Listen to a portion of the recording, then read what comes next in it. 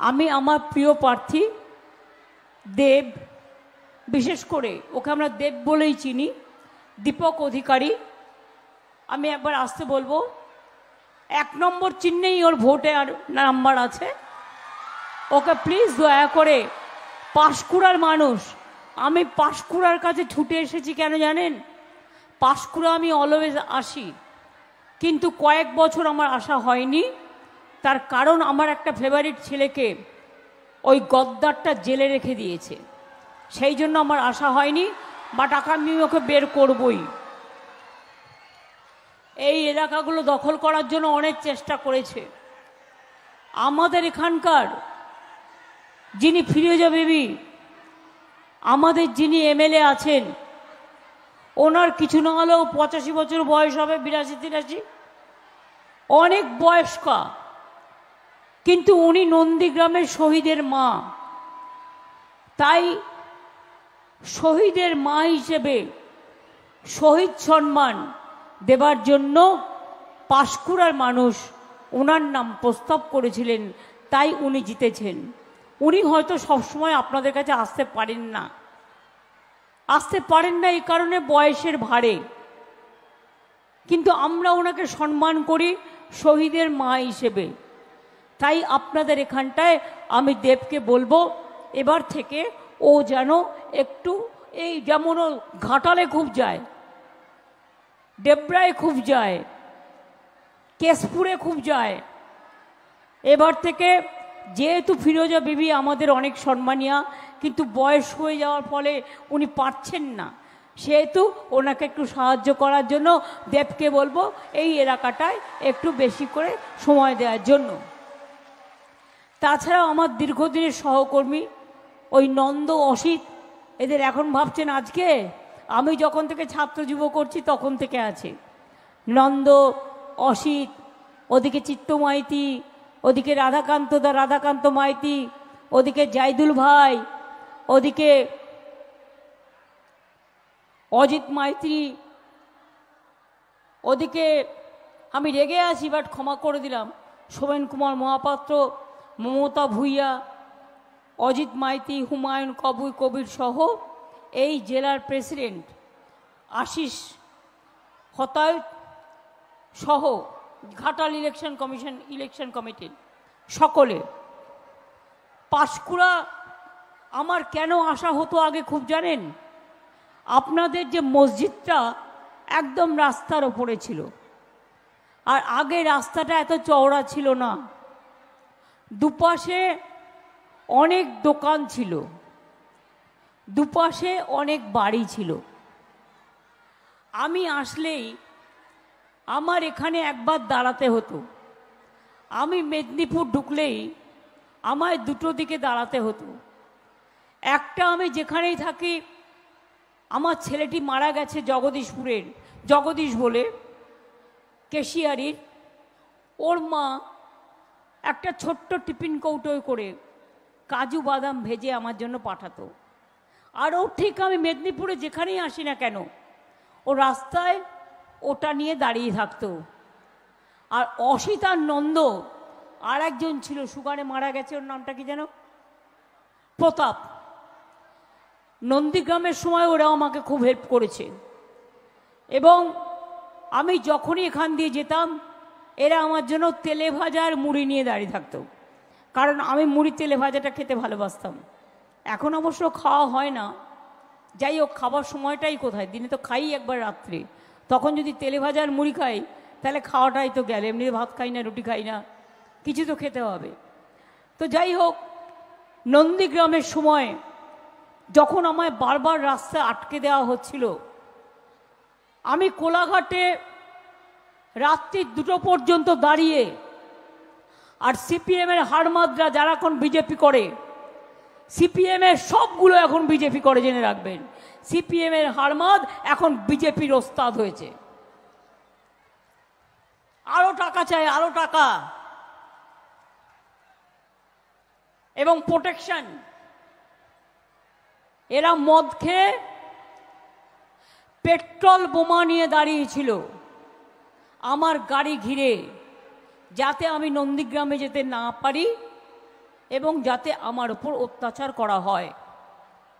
আমি চিরদিন কৃতজ্ঞ থাকবো একটি মানুষের ওপর, সেই মানুষটি হচ্ছেন গোপাল কৃষ্ণ গান্ধী, যিনি পশ্চিমবাংলার রাজ্যপাল ছিলেন। তিনি একজন বিশিষ্ট মানুষ। আজকের রাজ্যপালের কথা আমি বলবো না, রাজ্যটা আছে, পালের গোদাটা কোথায় হারিয়ে গেছে। আমি বলবো সেদিনের কথা। গোপাল কৃষ্ণ গান্ধী আমাদের একজন বিরোধী দলনেতাকে দিয়ে, এই এখনকার অপদার্থটা নয়, তখনকার আমাদের তৃণমূল কংগ্রেসই ছিল, আমাকে বলল, উনি একটা বার্তা দিয়েছেন। আমি বললাম কি? বলল, রাত্রিটা সরে যাও, তা নাহলে যে কোনো সময় পেট্রোল বোমা মেরে ওরা তোমায় মেরে ফেলবে, কারণ ওখানে পুলিশ কোনো কিছু করতে পারবে না, পুলিশ সিপিএম যা বলে তাই করে। এখন তো অনেক ভালো আছিস তোরা, এখন তো অনেক ভালো আছো তোমরা, পুলিশকে গালাগালি দিয়ে বেড়াও, পুলিশই তো আজকে প্রোটেকশন দিয়ে রেখে দিয়েছে তোমাদের। কত হাত কেটেছো, কত কান কেটেছো, কত চোখ উড়িয়ে নিয়েছো। এই তো দাসপুর, আমি সেদিন গেছিলাম দেবের এরিয়া, শুধুমাত্র আমাদের হয়ে দেওয়াল লিখেছিল, তার চোখ উপরে নিয়েছিল। আমি তার বাড়িতে গিয়েছিলাম অজিত ভুইয়ার সাথে। কেশপুর আমি গিয়েছি মিটিং করতে, জলপাইগুড়ি একটা নতুন রেল স্টেশন উদ্বোধন করতে, 7 জনকে একসাথে মারলো। আমাকে ফোন করলো কেশপুর থেকে, দিদি আপনি যদি না আসেন, যতক্ষণ আপনি না আসবেন আমরা ডেড বডি কবর দেব না। আমি সেই উত্তরবঙ্গ থেকে হাওড়া হয়ে আবার কেশপুরে এলাম, তারপরে রাত্রি 2টোর সময় তাদের কবর দেওয়ার ব্যবস্থা করলাম। আমি এসব ঘটনা জানি। যারা বড় বড় কথা বলে আজকে তৃণমূলকে, তারা জানে আমরা কি লড়াই করেছি। গর্বে তাই একজন মা হাউমাউ করে কাঁদছেন, তার 2টি ছেলে খুন হয়ে গেছে। আমি গেলাম তার বাড়িতে, মাটি বলছে, বিধবা মা বলছে, মাগো আমি 2টো অস্ত্র চাই। আমি বললাম অস্ত্র? আমি একটু অবাক হয়ে গেলাম। উনি বললেন, আমি এক হাতে একটা বন্দুক চাই, আর একটা হাতে তৃণমূলের পতাকা চাই। আমি বললাম কেন? বলল, যে সিপিএম আমার ছেলেদের খুন করেছে আমি তাদের বদলা নিতে চাই। আমি মায়ের মুখে কথা শুনেছিলাম। মনে রাখবেন, চমকাইতলায় মিটিং করতে গিয়েছিল মিদনাপুরে, আমাদের প্রত্যেকটা গাড়ি ভেঙে দেওয়া হয়েছিল। গুলি চালাতে চালাতে অজিত পাজাকে পর্যন্ত অ্যাটাক করে দেওয়া হয়েছিল। তখন আমি রেল মিনিস্টার ছিলাম, অজিত পাজা তখন মিনিস্টার ছিলেন। আমি নিতে গেলাম, গিয়ে দেখলাম গুলির বন্যা চলছে। আমি সামনে দাঁড়ালাম, দাঁড়িয়ে বললাম, এই কত গুলি আছে আমাকে ছোড়, অজিতদা চলে যান। সব গাড়ি ক্লিয়ার করে তারপরে আমি ফিরে এসেছিলাম। মনে রাখবেন, ভুলে যাবেন না।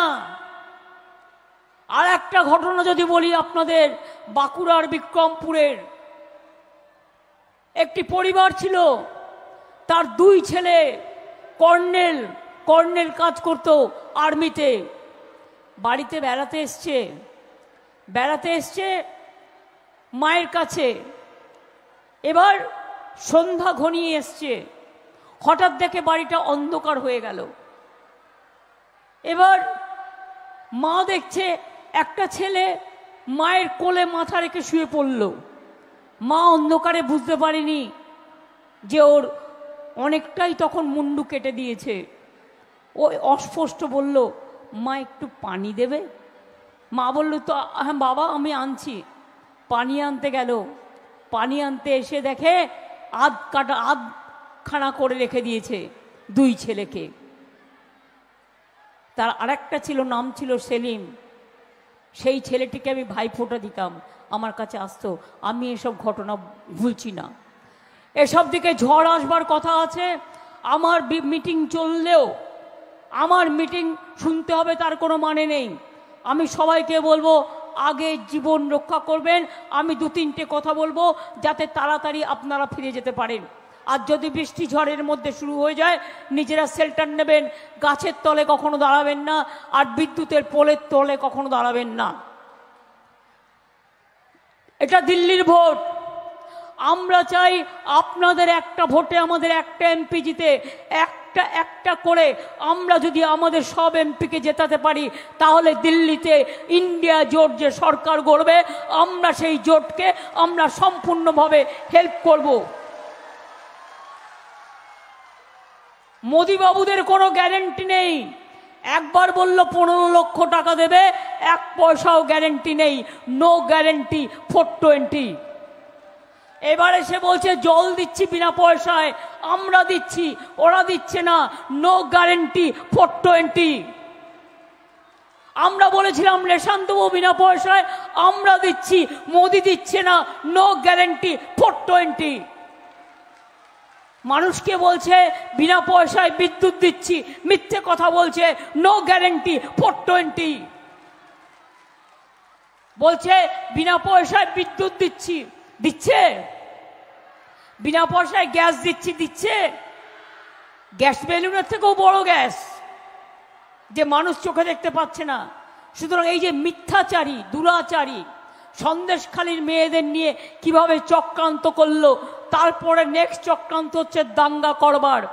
আমি হিন্দু মুসলমান সবাইকে বলে যাই, মনে রাখবেন আমরা সবাই মানুষ, এবং মানবিকতার ধর্ম, একসাথে চলা, একসাথে কথা বলা।